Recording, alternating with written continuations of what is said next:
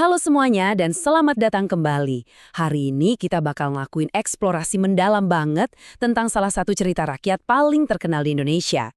Tapi tenang aja, kita nggak cuma bakal bahas horor-hororannya doang ya. Kita bakal membedah tuntas sejarah singkat di balik sosok Suster Ngesot dan menemukan kisah nyata yang sayangnya udah banyak dilupakan orang. Oke, mari kita selami ini. Tahukah Anda dari mana sebenarnya asal-usul sejarah asli di balik sosok ikonik ini? Maksud saya, hampir semua dari kita tumbuh besar dengan dengerin kisahnya kan? Tapi coba dipikir, seberapa banyak dari kita yang benar-benar tahu dari mana legenda ini bermula? Apakah ini murni cuma karangan aja buat nakut-nakutin?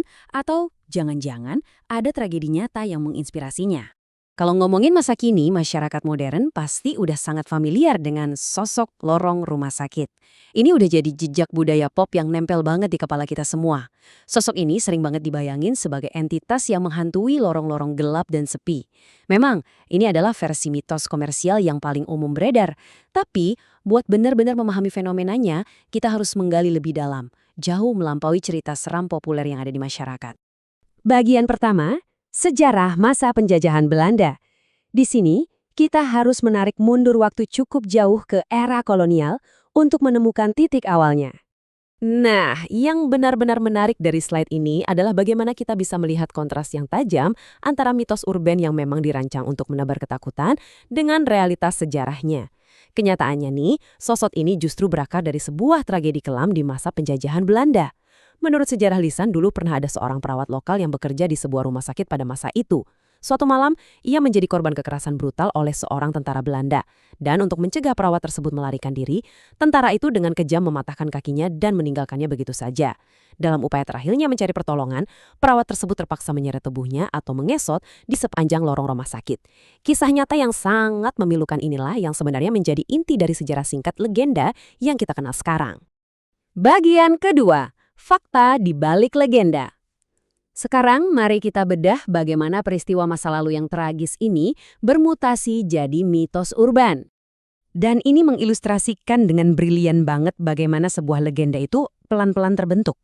Ibarat puzzle, ada 3 elemen utama yang saling tumpang tindih. Pertama, sejarah, yaitu penderitaan nyata perawat tersebut di masa lalu. Kedua, kepercayaan, yaitu tentang bagaimana masyarakat lokal merespons tragedi tersebut dengan rasa duka dan pandangan spiritual mereka. Ketiga, misteri. Seiring berjalannya waktu, fakta-fakta spesifik mulai kabur, detailnya memudar. Nah, kekosongan informasi inilah yang perlahan diisi oleh cerita dari mulut ke mulut. Perpaduan antara sejarah, kepercayaan, dan misteri inilah yang akhirnya melahirkan versi Suster Ngesot yang sering kita dengar hari ini. Tentu saja, tujuan utamanya bukanlah untuk menakuti. Tujuannya adalah untuk memahami masa lalu kita melalui sejarah rakyat. Begitu kita tahu sejarah singkat di baliknya, cara kita melihat legenda ini pasti berubah.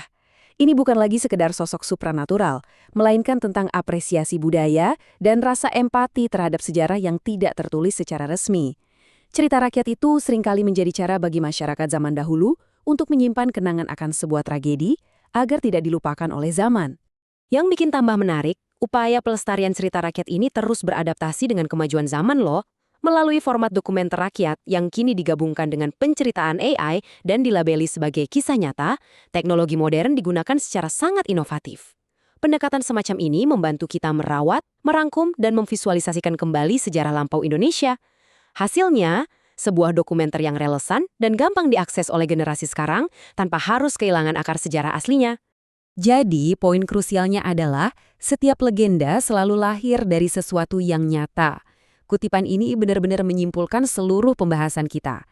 Kisah-kisah yang beredar luas di masyarakat seringkali bertindak sebagai dokumenter informal, semacam catatan dari mereka yang suaranya mungkin tidak pernah masuk ke dalam buku sejarah resmi. Tragedi kelam di lorong rumah sakit itu adalah bukti nyata bahwa ketakutan kolektif masyarakat seringkali punya asal-muasal yang membumi. Dan itu membawa kita pada sebuah pemikiran yang sangat menarik untuk direnungkan. Kalau cerita populer ini ternyata adalah cermin dari tragedi era kolonial Belanda, mitos lokal apalagi di sekitar kita yang sebenarnya menyembunyikan peristiwa sejarah nyata. Apalagi sih yang berusaha disampaikan oleh para pendahulu kita melalui cerita-cerita yang mungkin selama ini cuma kita anggap sebagai dongeng belaka. Saya harap eksplorasi kali ini memicu rasa ingin tahu Anda untuk terus menggali.